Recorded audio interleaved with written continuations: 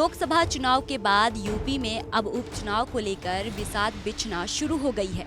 अब एक बार फिर से एनडीए और इंडिया गठबंधन के बीच आमने सामने टक्कर होती दिखाई देगी, और वो भी 1 और 2 सीट पर नहीं बल्कि 9 सीटों पर।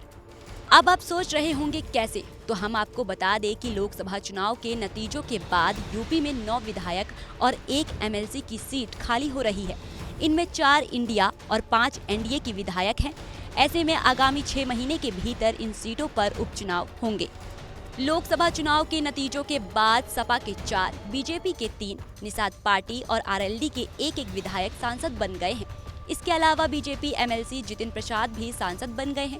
इन्हीं की खाली सीटों पर अब आगे का मुकाबला होगा, जिसको लेकर अभी से सियासी दल अपनी तैयारियों में जुटते हुए दिखाई देने वाले हैं।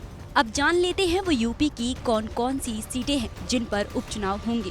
वो सीटें हैं गाजियाबाद, अलीगढ़ की खैर सीट, फूलपुर, मिर्जापुर, करहल, मिल्की, कटहरी, मुरादाबाद की कुंद्र की सीट और मीरापुर विधानसभा। ये सभी सीटें विधायकों के सांसद बनने के बाद से खाली हो गई हैं।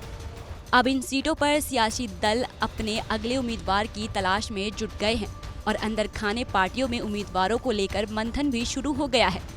लेकिन बीजेपी के लिए उपचुनाव अब और अहम होगा, क्योंकि लोकसभा चुनाव में नतीजों से जो निराशा हाथ लगी, उसकी थोड़ी बहुत भरपाई करने का फिलहाल के लिए इससे अच्छा कोई और मौका नहीं है।